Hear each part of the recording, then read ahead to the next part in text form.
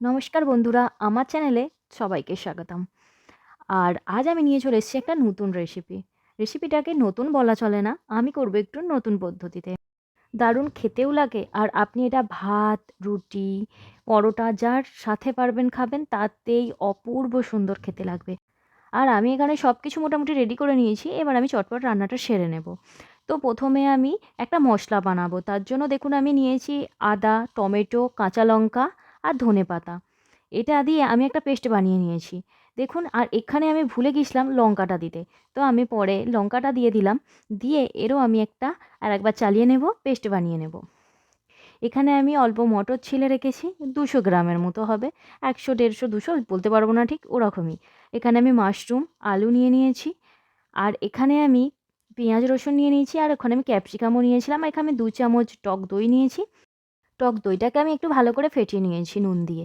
দিয়ে এবার আমি এতে হলুদ গুঁড়ো, লঙ্কা গুঁড়ো, জিরে গুঁড়ো, ধনে গুঁড়ো, অল্প স্বাদ অনুযায়ী চিনি। চিনিটা অপশনাল, দিতেও পারেন নাও পারেন, কিন্তু চিনিটা দিলে স্বাদের ব্যালেন্সটা খুব ভালো থাকে। আমি এইসব দিয়ে ভালো করে এটাকে আরেকবার মিক্স করে নেব।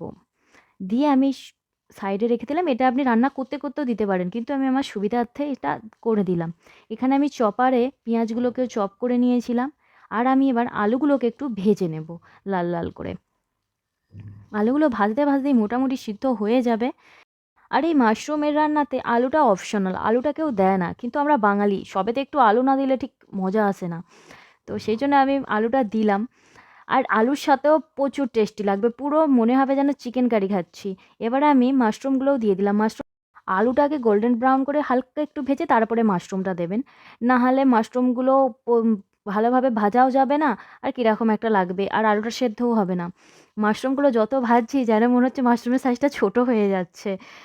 এবার আমি সব কিছু মোটামুটি হালকা ভাজা হয়ে গেছে বা তুলে নিয়েছি। ওই কড়াইতে আমি তেল দিয়ে দিলাম। তেলটা আমি অল্প পরিমাণে দিয়েছি, 2-4 চামচের মতো দিয়েছি। চাইলে আপনারা বেশি করেও তেলটা অ্যাড করতে পারেন।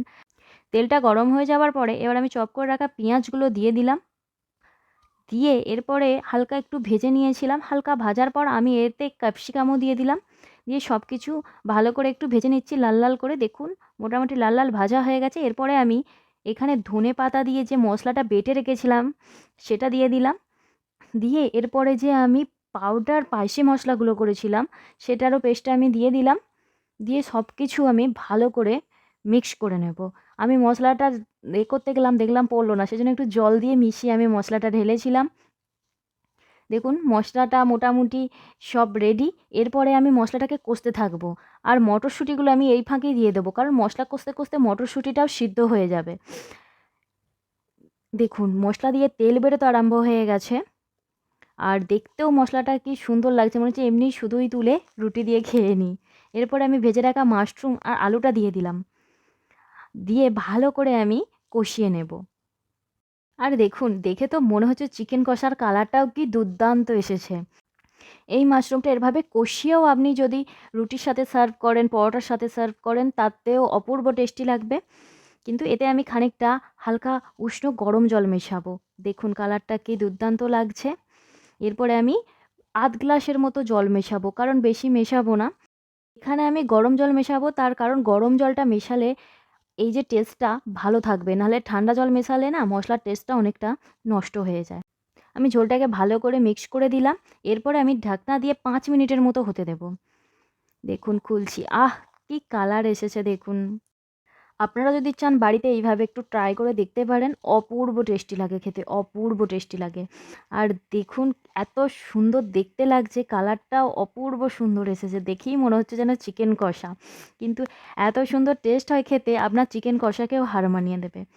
আমার এই রেসিপিটা যদি ভালো লেগে থাকে, আমার পাশে থাকবেন আর আমার ভিডিওটাকে লাইক আর কমেন্ট করবেন। এবার সার্ভ করার জন্যে মাশরুমের সবজিটা পুরো রেডি হয়ে গেছে। আমি এটাকে এবার নামিয়ে নেব। দেখুন, উফ কি লাগছে! যদি এভাবে কেউ বানিয়ে থাকেন আমাকে একটু কমেন্ট করে জানাবেন। সবাই ভালো থাকবেন, দেখা হবে পরের ভিডিওয়। বাই।